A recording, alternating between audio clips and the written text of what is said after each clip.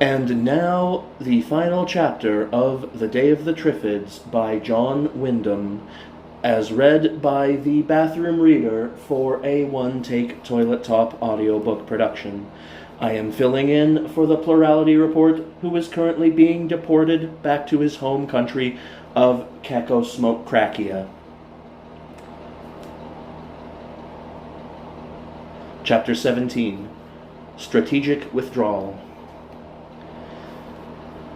There was, as Josella had implied, no need for hurry. While we saw the summer out at Schoening, I could prospect a new home for us on the island and make several journeys there to transport the most useful part of the stores and gear that we had collected.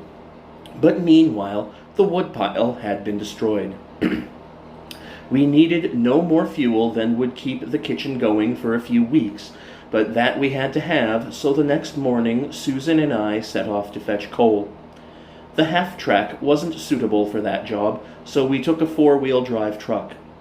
Although the nearest rail coal depot was only 10 miles away, the roundabout route, due to the blockage of some roads and the bad condition of others, meant that it took us nearly the whole day.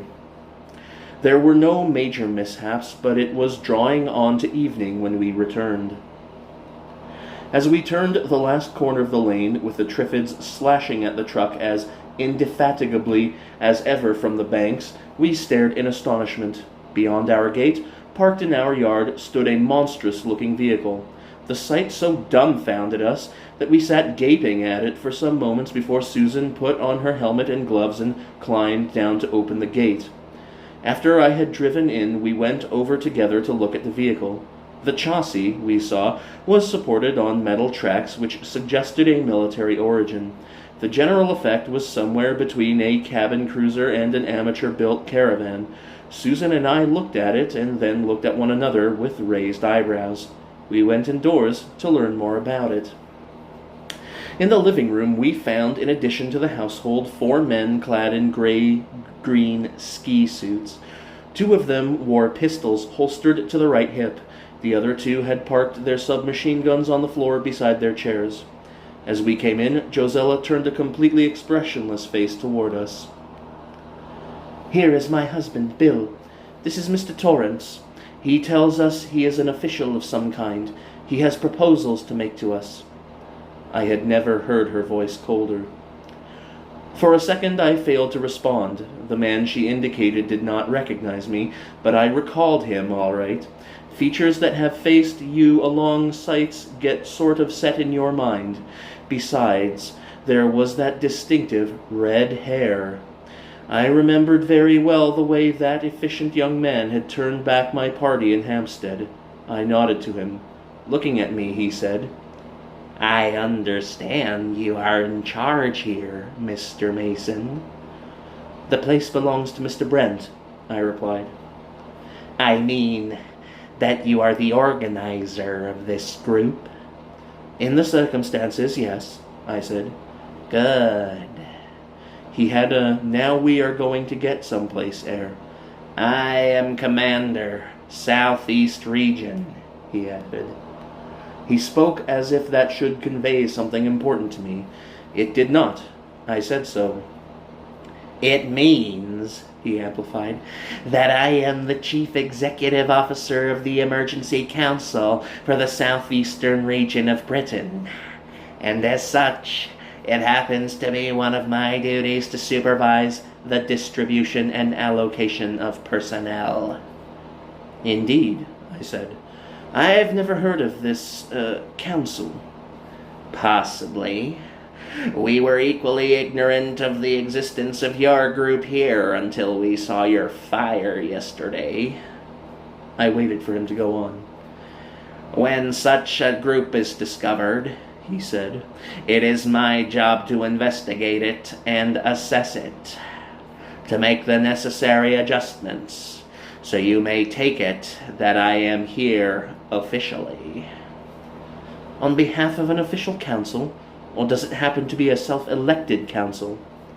"There has to be law and order," he said stiffly. Then, with a change of tone, he went on. "This is a well-found place you have here, Mr. Mason. Mr. Brent has, I corrected. We'll leave Mr. Brent out.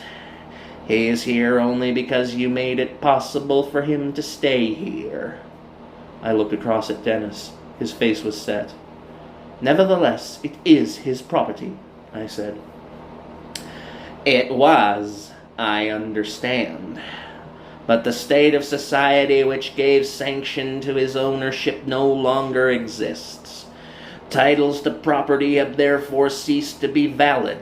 Furthermore, Mr. Brent is not sighted, so that he cannot in any case be considered competent to hold authority. Indeed, I said again. I had a distaste for this young man and his decisive ways at our first meeting. Further acquaintance was doing nothing to mellow it. He went on. This is a matter of survival. Sentiment cannot be allowed to interfere with the necessary practical measures. Now, Mrs. Mason has told me that you number 8 altogether. 5 adults, this girl, and 2 small children. All of you are sighted, except these 3. He indicated Dennis, Mary, and Joyce. That is so, I admitted. That's quite disproportionate, you know. There'll have to be some changes here, I'm afraid. We have to be realistic in times like this. Josella's eye caught mine. I saw a warning in it, but, in any case, I had no intention of breaking out just then. I had seen the red-headed man's direct methods in action, and I wanted to know more of what I was up against. Apparently, he realized that I would. I'd better put you in the picture, he said. Briefly, it is this. Regional HQ is at Brighton. London soon became too bad for us, but in Brighton we were able to clear and quarantine a part of the town, and we ran it. Brighton's a big place. When the sickness had passed and we could get around more, there were plenty of stores to begin with. More recently, we have been running in convoys from other places. But that's folding up now. The roads are getting too bad for trucks and they are having to go too far. It had to come, of course. We'd figured that we could last out there several years longer. Still, there it is. It's possible we undertook to look after too many from the start. Anyway, we are now having to disperse. The only way to keep going will be to live off the land. To do that, we've got to break up into smaller units. The standard unit has been fixed at 1 sighted person to 10 blind, plus any children. You have a good place here, fully capable of supporting 2 units. We shall allocate to you 17 blind persons, making 20 with the 3 already here. Again, of course, plus any children they may have. I stared at him in amazement. You're seriously suggesting that 20 people and their children can live off this land? I said.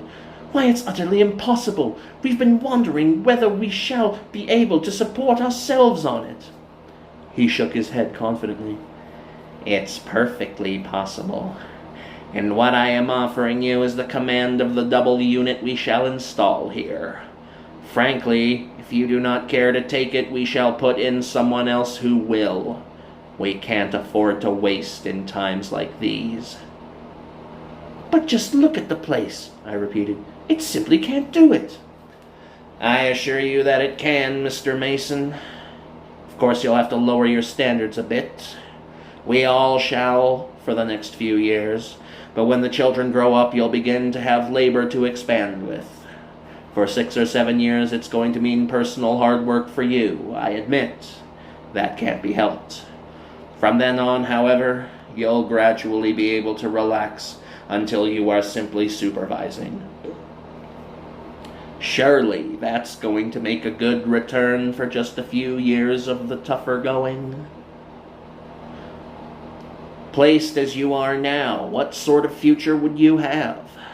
Nothing but hard work until you died in your tracks, and your children would be faced with working in the same way just to keep going, not more than that. Where are the future leaders and administrators to come from in that kind of setup? Your way, you'd be thrown out and still in harness in another 20 years, and all your children would be yokels. Our way, you'll be the head of a clan that's working for you, and you'll have an inheritance to hand on to your sons. Comprehension began to come to me. I said wonderingly, "Am I to understand that you are offering me a kind of feudal seigneury?" "Ah," he said, "I see you do begin to understand. It is, of course, the obvious and quite natural social and economic form for that state of things we are having to face now." There was no doubt whatever that the man was putting this forward as a perfectly serious plan. I evaded a comment on it by repeating myself. "But the place just can't support that many." "For a few years, undoubtedly, you'll have to feed them mostly on mashed Triffids. There won't be any shortage of that raw material by the look of it." "Cattle food?" I said. "But sustaining. Rich in the important vitamins, I'm told. And beggars, particularly blind beggars, can't be choosers." "You're seriously suggesting that I should take on all these people and keep them on cattle fodder?" "Listen, Mr. Mason. If it weren't for us, none of these blind people would be alive at all now, nor would their children. It's up to them to do what we tell them, take what we give them, and be thankful for whatever they get. If they like to refuse what we offer, well, that's their own funeral." I decided it would be unwise to say what I felt about such a philosophy at the moment. I turned to another angle. "I don't see... Tell me, just where do you and your council stand in all this?" "Supreme authority and legislative power is vested in the council. It will rule. It will also control the armed forces." "Armed forces?" I repeated blankly. "Certainly. The forces will be raised and, when necessary, by levies on what you call the seigneuries. In return, you will have the right to call on the council in cases of attack from outside or unrest within." I was beginning to feel a bit winded. "An army? Surely a small mobile squad of police." "I see you haven't grasped the wider aspect of the situation, Mr. Mason. This affliction we have had was not confined to these islands, you know. It was worldwide. Everywhere there is the same sort of chaos. That must be so, or we should have heard differently by now. And in every country there are probably a few survivors. Now it stands to reason, doesn't it, that the first country to get on its feet again and put itself in order is also going to be the country to have the chance of bringing order elsewhere? Do you suggest that we should leave it for some other country to do this and so make itself the new dominant power in Europe, or possibly farther afield? Obviously not. Clearly, it is our national duty to get ourselves back on our feet as soon as possible and assume the dominant status so that we can prevent dangerous opposition from organizing against us. Therefore, the sooner we can raise a force adequate to discourage any likely aggressors, the better." For some moments, silence lay on the room. Then Dennis laughed unnaturally. "Great God Almighty, we've lived through all this, and now the man proposes to start a war." Torrance said shortly, "I don't seem to have made myself clear. The word war is an unjustifiable exaggeration. It will be simply a matter of pacifying and administering tribes that have reverted to primitive lawlessness. Unless, of course, the same benevolent idea happens to have occurred to them," Dennis suggested. I became aware that both Josella and Susan were looking at me very hard. Josella pointed at Susan, and I perceived the reason. "Let me get this straight," I said.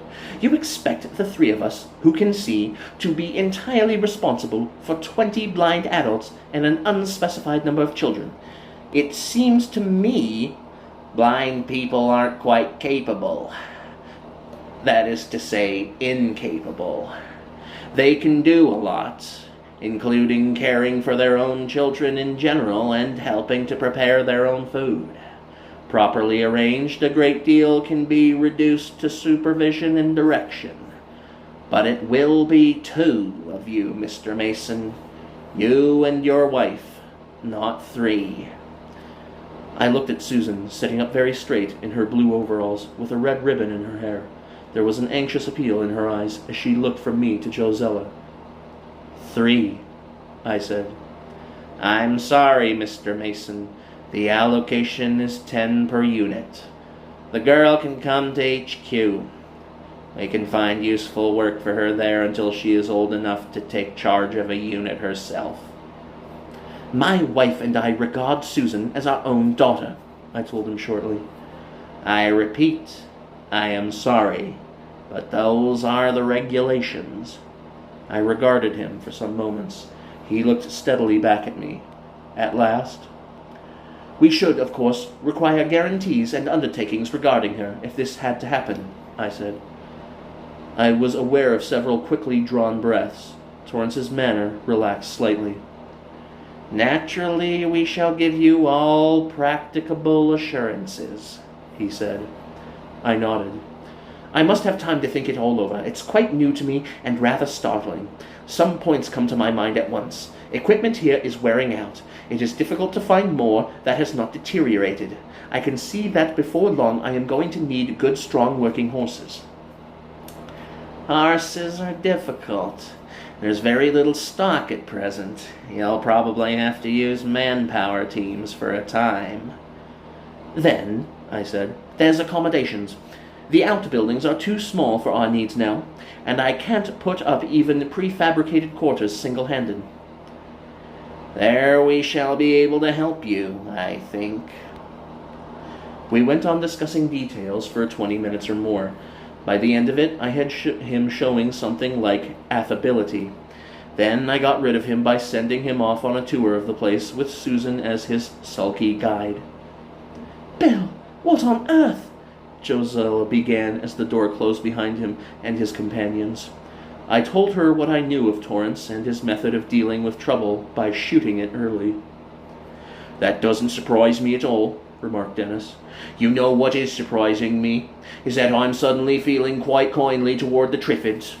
Without their intervention, I suppose there would have been a whole lot more of this kind of thing by now. If they are the one factor that can stop serfdom coming back, then good luck to 'em. The whole thing is clearly preposterous, I said. It doesn't have a chance. How could Josella and I look after a crowd like that and keep the Triffids out? But, I added, we're scarcely in a position to give a flat no to a proposition put up by 4 armed men. Then you're not? Darling, I said, do you really see me in the position of a seigneur, driving my serfs and villeins before me with a whip, even if the Triffids haven't overrun me first? But you said, listen, it's getting dark, too late for them to leave now. They'll have to stay the night. I imagine that tomorrow the idea will be to take Susan away with them. She'd make quite a good hostage for our behavior, you see, and they might leave 1 or 2 of their men to keep an eye on us. Well, I don't think we're taking that, are we? No, but, well, I hope I've convinced him now that I'm coming round to his idea. Tonight we'll have the sort of supper that might be taken to imply accord. Make it a good one. Everybody's to eat plenty. Give the kids plenty, too. Lay on our best drinks. See that Torrance and his chaps have plenty of that. But the rest of us go very easy. Toward the end of the meal I shall disappear for a bit. You keep the party going to cover up. Play rowdy records at them or something, and everybody help to whoop it up. Another thing, nobody is to mention Michael Beadley and his lot. Torrance must know about the Isle of Wight setup, but he doesn't think we do. Now, what I'll be wanting is a sack of sugar. Sugar? Said Josella blankly. No, well, big can of honey, then. I should think that would do as well. Everyone behaved very creditably at supper. The party not only thawed, it actually began to warm up. Josella brought out some of her own potent mead to supplement the more orthodox drinks, and it went down well. The visitors were in a state of happily comfortable relaxation when I made my unobtrusive exit. I caught up a bundle of blankets and clothes and a parcel of food that I had laid ready, and hurried with them across the yard to the shed where we kept the half-track. With a horse from the tanker which held our main gas supply, I filled the half-track's tanks to overflowing. Then I turned my attention to Torrance's strange vehicle. By the light of a hand dynamo torch, I managed to locate the filler cap and poured a quart or more of honey into the tank.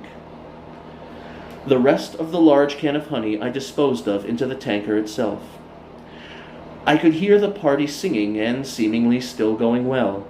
After I had added some anti-Triffids gear and miscellaneous afterthoughts to the stuff already in the half-track, I went back and joined the party until it finally broke up in an atmosphere which even a close observer might have mistaken for almost maudlin goodwill.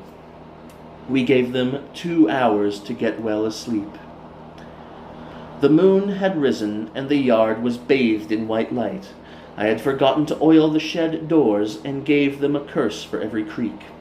The rest came in procession toward me. The Brents and Joyce were familiar enough with the place not to need a guiding hand. Behind them followed Josella and Susan, carrying the children. David's sleepy voice rose once, and was stopped quickly by Josella's hand over his mouth. She got into the front, still holding him. I saw the others into the back and closed it. Then I climbed into the driving seat, kissed Josella, and took a deep breath. Across the yard, the Triffids were clustering closer to the gate, as they always did when they had been undisturbed for some hours. By the grace of heaven, the half-track's engine started at once. I slammed into low gear, swerved to avoid Torrance's vehicle, and drove straight at the gate. The heavy fender took it with a crash. We plunged forward in a festoon of wire netting and broken timbers, knocking down a dozen Triffids, while the rest slashed furiously at us as we passed. Then we were on our way. Where a turn in the climbing track let us look down on Sherning, we paused and cut the engine. Lights were on behind some of the windows, and as we watched, those on the vehicle blazed out, floodlighting the house. A starter began to grind. I had a twinge of uneasiness as the engine fired, though I knew we had several times the speed of that lumbering contraption. The machine began to jerk round on its tracks to face the gate. Before it completed the turn, the engine sputtered and stopped. The starter began to whir again. It went on whirring, irritably, and without result. The Triffids had discovered that the gate was down. By a blend of moonlight and reflected headlights, we could see their dark, slender forms already swaying in ungainly procession into the yard, while others came lurching down the banks of the lane to follow them. I looked at Josella. She was not crying at all. She looked from me down to David, asleep in her arms. "I've all I really need," she said, "and someday you're going to bring us back to the rest, Bill." "Wifely confidence is a very nice trait, darling. But no, damn it, no buts. I am going to bring you back," I said. I got out to clear the debris from the front of the half-track and wipe the poison from the windshield so that I would be able to see to drive, on and away across the tops of the hills toward the southwest. And there my personal story joins up with the rest. You will find it in Elspeth Carey's excellent history of the colony. Our hopes all center here. It seems unlikely now that anything will come of Torrance's neo-feudal plan, though a number of his seigneuries do still exist, with their inhabitants leading, so we hear, a life of squalid wretchedness behind their stockades. But there are not so many of them as there were. Every now and then Ivan reports that another has been overrun, and that the Triffids which surrounded it have dispersed to join other sieges. So we must think of the task ahead as ours alone. We believe now that we can see our way, but there is still a lot of work and research to be done before the day when we, our children or their children, will cross the narrow straits on a great crusade to drive the Triffids back and back with ceaseless destruction until we have wiped out the last one of them from the face of the land that they have usurped. The end. Thank you for listening to this one-take toilet top audiobook production.